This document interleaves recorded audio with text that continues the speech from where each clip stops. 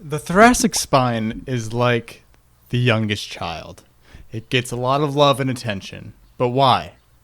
It prevents us from being blobs, which is great. How many blobs do you know that are thriving? But it also is important in positioning our other joints. Watch, try this. Slouch and raise your arms as high as they go. You feel like you kind of get stuck. And then if you unslouch, raise your arms, you notice you'll have a lot more motion when the thoracic spine is extended. So if a limitation at the thoracic spine affects our other joints, will these joints try to compensate for the lack of motion at the thoracic spine? Well, the answer is yes, that can happen, and it's called regional interdependence. And it's not specific to the thoracic spine. It's a dysfunction or an impairment in one area that may be related to pain or limitations in a different area. But a very common example of this that we see is thoracic spine dysfunction as it relates to neck or shoulder pain. So you say the thoracic spine is important, but what is it? Here's what you need to know in 30 seconds about the thoracic spine. There are 12 vertebrae, shaped differently at the top than the bottom. It does 6 things: flexion and extension, rotation left, rotation right, side bend left, side bend right. From the side, thoracic spine is kyphotic compared to the lordotic neck or cervical spine and the lordotic lower back. It's important that these shapes exist because it helps distribute load and allows us to move. So now we know what it is, we know why it's important. How do we keep it mobile and healthy? Well, I'm glad you asked. Here are 3 exercises you can implement to improve your thoracic spine mobility. A staple thoracic mobility exercise is the thoracic extension over the foam roller.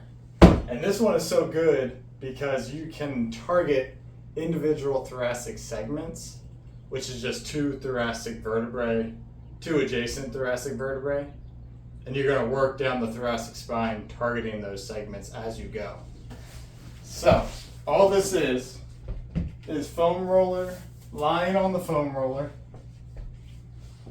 I like to interlock and support head, and all we're doing is extending the thoracic spine over the foam roller. A key to this is to make sure it's just the thoracic spine and not lumbar. So if you're getting lower back rounding, that means you're getting help from the lumbar spine. So make sure lower back is nice and flat as you do this. And if it's just thoracic, it shouldn't be a ton of movement. It shouldn't be a really big arch. It should be just little arches over the foam roller. And you're going to slide up, work your way down. We're just getting that thoracic extension at the segment that is right over the foam roller.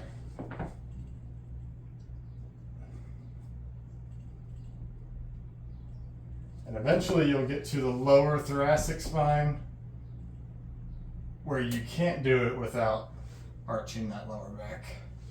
And that's a good stopping point. And then you can kind of just roll out the thoracic spine too. Once you're done. The second exercise is the cat-cow. Now, I'm sure you've heard of this or have seen this, but it's a really good exercise to mobilize the thoracic spine into flexion and into extension. So the cat-cow looks like this.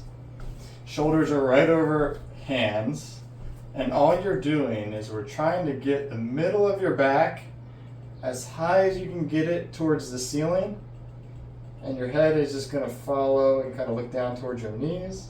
This is the flexion. Hold this for 5 seconds, and then we're going to reverse it and try to put a big arch in the middle of your back and let your belly button sink towards the floor. And this is the extension. We'll hold that. 1, 2, 3, 4, 5. Back up in the flexion.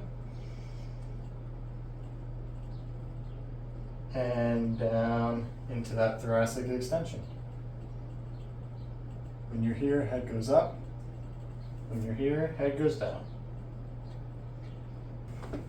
And you can also try hands elevated, which it's the same exercise. It kind of helps you get towards that very last bit of thoracic extension when your arms are flexed overhead. But it should look similar. There's extension and flexion. You'll just feel a little bit more of a stretch when you're in that thoracic extended position. So you may be saying, Jake, you said the thoracic spine flexes and extends and rotates, blah, blah, blah, blah. Well, it does. So we need to do an exercise to address the rotation piece. So this one, there's two versions to this. Both are lying on your side. Foam roller is great if you have it because you can position your top hip on the foam roller, which will prevent it from rolling. Also very helpful is a pillow to support the head. So all we're gonna do, the first one is just a straight up rotation. Hands out in front, we rotate, eyes follow hand as far as you can go. Wow, that sun is super bright. 1, 2, 3, take a deep breath here, and roll back. We don't want hips to follow because then we're losing some of that rotation. So make sure hips stay facing this way. 1, 2, 3, 4, 5, deep breath, and back. The alternative, which I tend to like a little bit more, same position. We're here. This time we're going overhead, and we want to keep hand as close as you can to the ground. And we're going to rotate and open up. I might be blind after this video. As far as you can go. And then back the same way we came. Try to keep hand as close as you can to the ground. And back.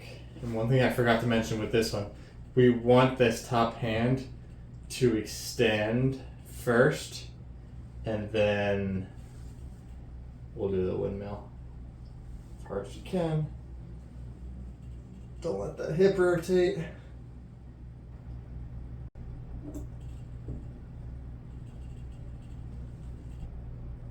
And we'll come back.